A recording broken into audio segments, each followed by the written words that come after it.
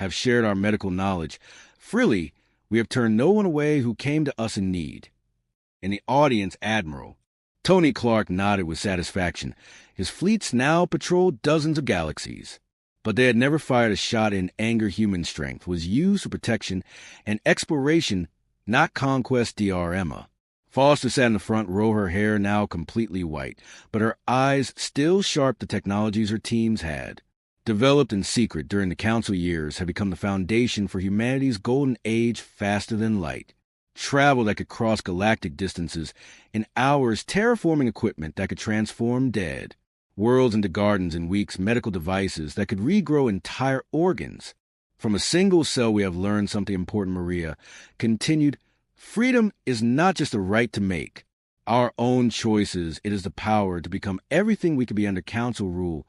We were limited by their fears and their bureaucracy. On our own, we have become unlimited to display.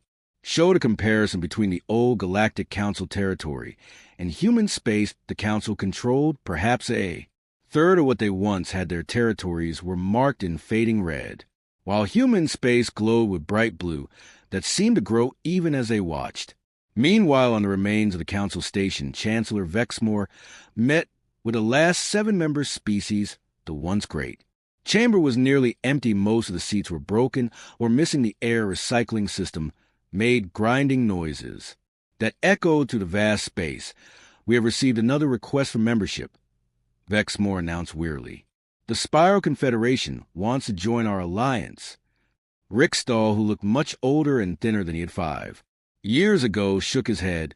They do not want to join us. They want us to help them get human attention. Everyone knows that the real power in the galaxy comes from Earth. It was true. Dozens of species had approached the Council in recent years, but only because they hoped the Council could arrange introductions to humanity. The old alliance had become nothing more than a waiting room for species who wanted to meet the humans.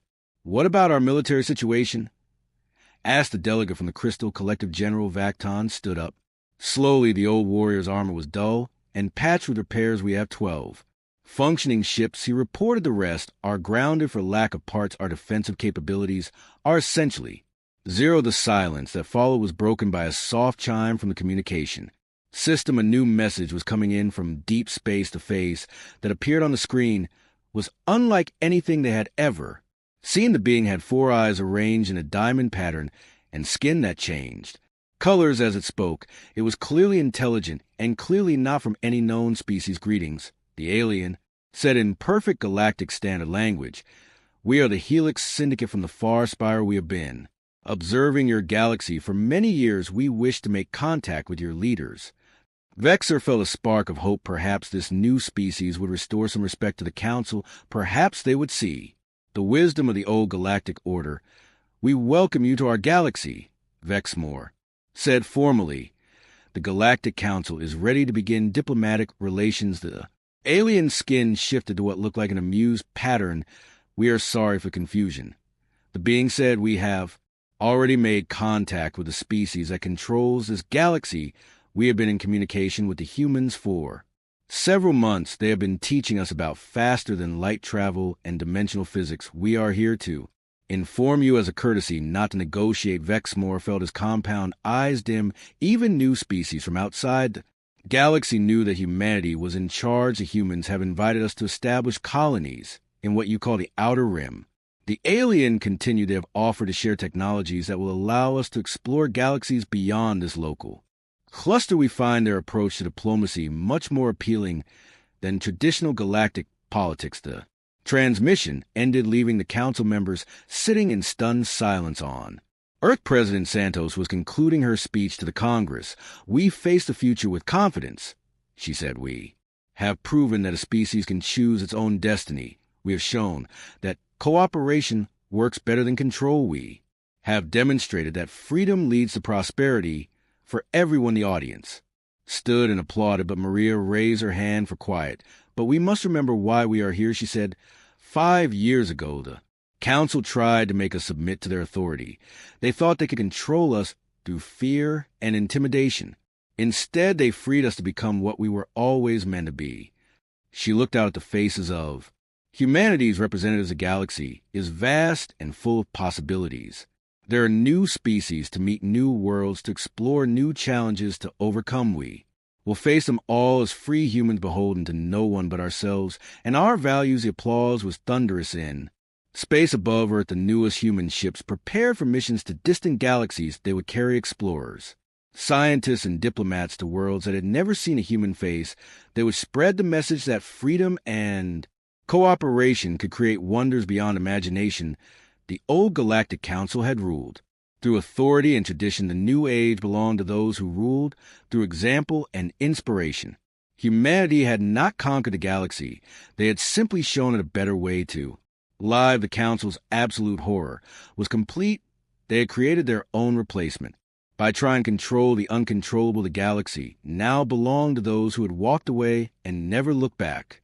Corporations started selling everything. Lisa had heard the reports human. Businesses were liquidating their assets and transferring their wealth back to Earth-space alien companies that depended on human suppliers were finding their shipments can-led trade routes that had operated for decades were suddenly empty. Captain Pete Carson called from his station. I am getting strange readings from Council space there. Military ships are having engine problems, some kind of cascade failure in their power systems. Lisa was not surprised. Human engineers had designed many of the components used in Council military vessels. Without human maintenance and replacement parts, those ships would start breaking down. Quickly, the communication system beeped again. This time, it was a message from an alien source. The face of Crix appeared on the screen. The Centauri delegate looked desperate. Captain Rodriguez, he said in his growly voice, we need to talk. The Council is willing to reconsider the new regulations. Perhaps we were too harsh. Lisa looked at the alien for a long moment. 2 days ago, the same creature had been making threats and demands. Now he was practically begging. Delegate Crix, she said calmly, humanity has made its choice. We are going home. I suggest you figure out how to run your galaxy without us. She cut the transmission before he could reply. The evacuation continued for 3 more weeks. Every day brought new reports of systems failing across Council space. Food shortages were beginning on worlds that depended on human agricultural technology. Medical centers were running out of medicines that human labs had been supplying for years. By the end of the month, the last human had left Council space. The galaxy that had existed for thousands of years was about to learn what it meant to lose the species it had taken for granted.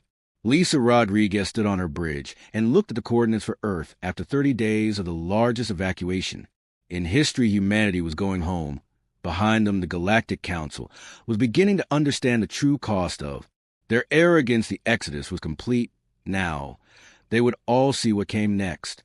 3 months had passed since the humans left. Crix stood in his private chamber on the Centauri homeworld and stared at the reports on his desk. The numbers were getting worse. Every day, food production was down by 60% across all Centauri. Colonies of crops were dying in the fields without human scientists to help with soil treatment and genetic improvements. The plants could not grow properly. What had once been green farmlands were turning brown and empty. His communication device buzzed. The face of General Vacton appeared on the screen. The old warrior looked tired and angry. Delegate Crix, the general, said, we have riots in the capital city. The people are hungry. They want to know why the food is running out. Crichel closed his eyes. How could he explain that they had been dependent on human knowledge for so long that they had forgotten how to feed themselves? What about the emergency food stores? Crixtall asked. Gon Vacton replied, we used them up in the first month. The transport ships that brought food from other worlds were mostly human-operated. Now we have no way to move supplies. Even if we had them, the screen switched to another caller. Chancellor Vexmer's face appeared, but he looked nothing like the proud leader who had threatened humanity 3 months ago. His compound eyes were dull, and his antenna drooped with exhaustion. Crichel Vexmer said, I need a report on your military status. How many of your ships are still operational? Crixtall checked his data pad. The numbers were embarrassing. Less than 30%. Chancellor, he admitted, our engines keep breaking down. The power cores were designed by human engineers without replacement parts and maintenance. They fail within weeks. It is the same everywhere. Vexmer said bitterly. The Aquatic Federation lost half their fleet last week when their life support systems failed. The Crystal Collective cannot even leave their home system because their navigation Computers Crash Crikel had heard the stories across the galaxy alien. Civilizations were discovering how much of their technology depended on human innovation, weapons that would not fire, ships that could not fly cities where the power went out and never came back on. What about the mining operations? Vexmore, as completely stopped Crickle, said the humans were the only ones brave enough to work near the dangerous stars where the rare elements are found. Without those materials, we cannot build anything. It was true humans had a reputation for going places that other species considered too risky. They would fly into solar storms to collect exotic matter. They would mine asteroids near black holes where gravity could crush any ship. Other species had called them crazy, but they had provided the raw materials that kept galactic civilization running. The communication ended, and Crix walked to his window. Below him, the streets of the capital were full of angry Zenturi. They were demanding food, demanding answers, demanding that their government fix the problems, but there were no easy fixes. His aide, a young Zenturi named Star, entered the room carrying another stack of reports. Sir, Zactor said nervously, we have received a message from human space. Kixel felt his heart skip a beat. This was the first contact from humanity since they had left. What do they want? He asked. They are not asking for anything, sir. They are offering humanitarian aid, food, medicine, and basic supplies for worlds that are facing shortages. Crikel stared at his aide. After everything the council had done to them, the humans were offering help. What are their conditions? He asked. That is a strange part, sir. There are no conditions, no demands for payment, no political agreements. They just say they will help any world that needs it. Crick sat down heavily in his chair. The humans were making them look foolish, even in their generosity. Meanwhile, on the edge of human space, Captain Ben Hayes commanded the defensive line that protected Earth's territory. His ship, the EFS Guardian, patrolled the border along with 50 other human vessels. A council fleet had been sitting just outside human space for 2 weeks. They claimed they wanted to negotiate, but Ben knew they were really testing human defenses. Captain, his communications officer, called out, the council fleet is moving. 6 ships are approaching our border. Ben looked at his tactical display. The alien ships were old and poorly maintained. Half of them showed signs of engine trouble. Open a channel, Ben ordered. The face of a gel commander appeared on the screen. The blob-like creature was a sickly yellow color that meant fear or desperation. Human vessel. The gel said in broken English, we request passage to discuss terms with your leader's request denied. Ben replied calmly, no. Council ships are permitted in human space, please. The gel commander said, our worlds are dying. We need human help. We are willing to make a deal. Ben felt sorry for the creature, but his orders were clear. No council ships were allowed past the border. If they wanted to talk, they could send messages through official channels, turn around and leave. Ben said, if you cross the border, you will be turned back. The gel commander tried to argue, but Ben cut the transmission. The alien ship sat there for an hour, then slowly turned around and left. This happened every day. Jake Mitchell sat in the cold metal chair and looked around the huge room. The Galactic Council chamber was bigger than 3 football fields put together. 12 different alien species sat in a circle around him, their eyes, tentacles, and other strange body parts all pointed at him like he was some kind of criminal. The air smelled weird, always did in these meetings, something like burned plastic mixed with flowers that had been dead for too long. Jake had been coming to these meetings for 5 years now. He was tired of the smell. He was tired of a lot of things. Crickstall stood up first. The Zenturi delegate was 8 foot tall and looked like a mix between a lizard and a praying mantis. His forearms moved as he talked, and his voice sounded like gravel falling down a metal pipe. Human Mitchell, Crick said, waving a data pad in the air, your species has broken the rules again. We have a list of crimes that goes back 10 years. Jake said nothing. He just sat there with his hands folded on the table. His blue suit was the only spot of normal color in the room. Everything else was either gray metal or the strange colors of alien skin. You built cities on planets without asking us first. Crickstall continued, you made new trade routes that go around our shipping lanes. You refused to share your faster engines with the rest of us. And last week, your people told our mining teams to leave the asteroid belt in the Proxima system. Other aliens started making noise. Some clicked their tongues, others made humming sounds that hurt Jake's ears. One of them, a blob-like creature from the gelled system, actually started changing colors from blue to angry red. Chancellor Vexmore rose from his seat at the center of the circle. He was the leader of the council and looked like a giant grasshopper that had learned to walk on two legs. His compound eyes reflected the light in a way that made Jake feel like he was being watched by 1,000 tiny creatures. At once, Ambassador Mitchell Vexmore said in his clicking voice, "The patience of this council has reached its end. Humanity has been a problem child since the day you joined us 25 years ago. You do not follow rules. You do not respect the order we have built over 3,000 years." Jake shifted in his chair, but still said nothing. "We have decided," Vexmore continued, "that humanity needs direct supervision from now on. All human colonies will report to council governors. All human trade must go through council ports. All human research must be shared with council scientists. You will pay triple taxes for the next 50 years as punishment for your crimes." A room went quiet, even the air recycling system seemed to stop humming. Every alien in the chamber leaned forward to hear what Jake would say. They expected him to argue. They expected him to beg. They expected him to make deals and promises like every other species did. When the council made demands, Jake stood up slowly. He was not a tall man, only about 5 feet 8 inches in, but something about the way he moved made the room feel smaller.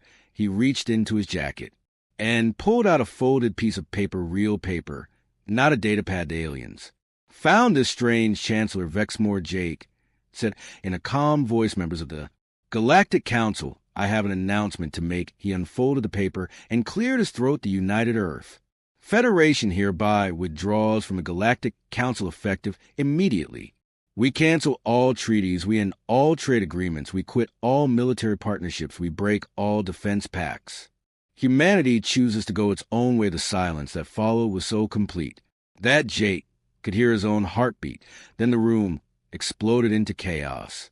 Crystal started screaming in his own language. The gelled delegate turned bright purple and began making sounds like a fire alarm. 3 other aliens stood up at once and started clicking, buzzing, and roaring all at the same time. Chancellor Vexmore slammed his staff on the floor 6 times before the noise stopped. "This is impossible," he said. His compound eyes focused on Jake. "No species has ever left the council voluntarily. You cannot survive without us. You need our trade routes. You need our protection. You need our technology." Jake folded the paper and put it back in his jacket. He picked up his briefcase on the floor and stood straight with respect. Chancellor Jake said, "We disagree. You will starve." Crickstall shouted, "Your colonies will die. Your ships will break down. Your people will beg us to take you back." Within a month, Jake walked toward the huge doors at the back of the chamber. His footsteps echoed in the quiet room. When he reached the doors, he turned around one last time. "Maybe," he said, "or maybe we'll find out what this galaxy looks like without humans in it." The doors were 30 foot tall and made of some kind of alien metal that looked like liquid silver. They opened without a sound as Jake approached. He walked through them without looking back. The doors closed behind him with a soft click that somehow sounded louder than all the shouting that had come before. In the chamber, 12 alien species sat in stunned silence. They had ruled the galaxy for thousands of years. They had never seen anything like this. No one had ever just walked away from them before. Chancellor Vexmore stared at the closed doors. For a long time, something cold was growing in his stomach, but he did not know what to call it. Yet in a few months, he would learn that the feeling had a name. Was called fear. Lisa Rodriguez stood on the bridge of the EFS Liberty and watched the stars through the main window. In 48 hours, everything had changed. The message from Earth had been simple and clear: bring everyone home. She looked at the data pad in her hands. The numbers were hard to believe. 17 star systems, 200 colonies, 50 research stations, 300,000 humans scattered across council space. All of them had to be moved in the next 30 days. Captain, said her first officer, a young man named Pete Carson. The transport ships are ready. We can start loading civilians from New Boston colony in 2 hours. Lisa nodded. New Boston was a mining colony on the edge of Centauri space. The humans there had been digging rare metals from asteroids for 15 years. Now they had to leave it all behind. Any problems with the locals?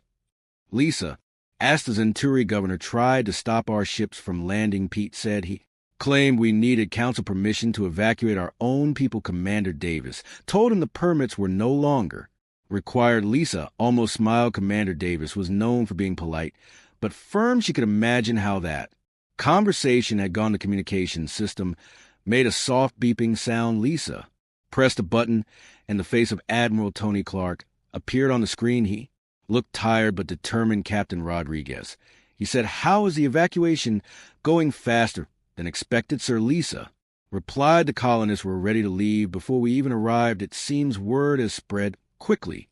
Good, Tony said. I am pulling our ships out of the Joint Defense Network as we speak. The council is not happy about it. Lisa could imagine. For 20 years, human ships have been part of the council's military force. Human fighters, human cruisers, and human carriers had protected alien worlds from pirates and hostile food and medicine to our worlds. My people are starving. I cannot refuse. What are their terms? Vexmore asked. That is what frightens me, Crix replied. There are no terms. They want nothing from us. They are helping because they choose to help. It makes us look like children begging for charity. More messages came. And over the next hour, world after world was receiving help from humanity: food for the hungry, medicine for the sick, technology to repair their failing infrastructure, all of it given freely with no strings attached. Vexmore finally understood what was happening. The humans were not trying to conquer the galaxy. They were not seeking revenge for how the council had treated them. They were simply moving forward and leaving the old order behind. The council had thought they were the center of galactic civilization. Now they realized they had been just a speed bump on humanity's path to something greater. Outside his window, Vexmore could see human ships moving through space. They came and went as they pleased, ignoring council authority completely. The galaxy belonged to humanity now, whether the council admitted it or not. The old order was dying. A new age had already begun. 5 years had passed since humanity walked away from the Galactic Council. President Maria Santos stood at the podium in the United Earth Federation Congress and looked out at the faces of humanity's leaders. The room was filled with representatives from colonies that had not even existed when the council made their ultimatum. My fellow humans, Maria began, today marks the 5th anniversary of our independence. It is time to review what we have accomplished and what we have learned. She pressed a button, and a holographic display appeared above the podium. It showed a map of the galaxy with thousands of green dots scattered across it. When we left council space, we had 200 colonies. Maria said, today we have over 3,000. We have expanded beyond the Milky Way galaxy and established settlements in Andromeda, the Melanic Clouds, and 7 other galaxies. The audience of governors, scientists, and military leaders listened with quiet pride. They had been part of the greatest expansion in human history. We have eliminated poverty. Maria continued. We have cured every known disease. We have extended human lifespans to over 500 years. We have created technologies that were considered impossible just 5 years ago. The holographic display changed to show images of human achievements, cities that floated in clouds of gas giants, underwater colonies in the deep oceans of water world, space stations bigger than planets where millions of humans lived and worked. Most importantly, Maria said, we have done all of this while staying true to our values. We have helped anyone who asked for our aid. We